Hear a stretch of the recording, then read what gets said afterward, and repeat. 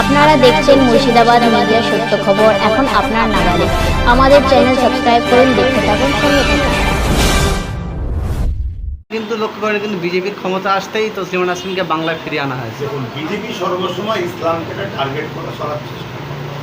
যে মেয়েটার নাম করছে তারও কিছু কথাবার্তা বিগত দিনে দেখেছি, সে কোনো ইসলামের নামে মিথ্যা করে। কলকাতায় পা দিলেন, বিষয়টিকে কেমন চোখে দেখছেন?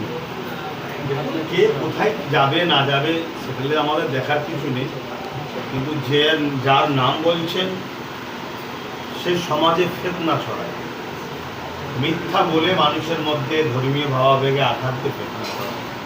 আমার বাংলার শান্ত পরিবেশ অশান্ত হোক এটা তো আমি চাইবো না, আর সে আমার বাংলার কেউ না।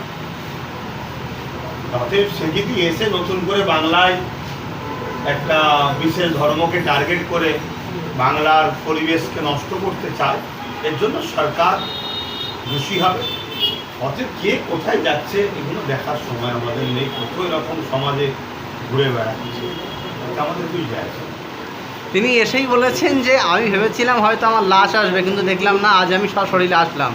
এই জায়গাটায় দাঁড়িয়ে বিশেষ করে 15টা বছর তৃণমূলের জামানায় কিন্তু লক্ষ্য করেন কিন্তু বিজেপির ক্ষমতা আসতেই তো শ্রীমান আসমিনকে বাংলায় ফিরিয়ে আনা হয়েছে। দেখুন, বিজেপি সর্বসময় ইসলামকে টার্গেট করে চলার চেষ্টা করে।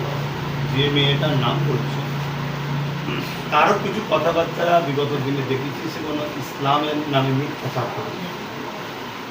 নামটা শুনে হয়তো অনেকে ঘাবড়ে যেতে পারে, এরকম নাম তো কোটে এভিডেভিট করা যায়। আর দ্বিতীয় নম্বর কথা, সে ভেবেছিল আমার লাশ আসবে। অর্থাৎ যে খারাপ হয় সে সবসময় নেগেটিভকেই ধরে। আমরা বারংবার লক্ষ্য করেছি যে যাদবপুরের সাংসদ সায়নী ঘোষ তিনি বারংবার নওশাদ সিদ্দিকীকে দালাল বলে অভিহিত করতেন, বিজেপির গদ্দার বলতেন। সেই সায়নী ঘোষ আজকে দেখলাম যে বিজেপির গ্র্যান্ড ওয়েলকামে একেবারে প্রথম সারিতে রয়েছেন। এটা কিভাবে দেখছেন? এটা বলে সাধারণ নিরীহ বিশেষ করে মুসলিম সমাজের মানুষকে বোকা বানাচ্ছে।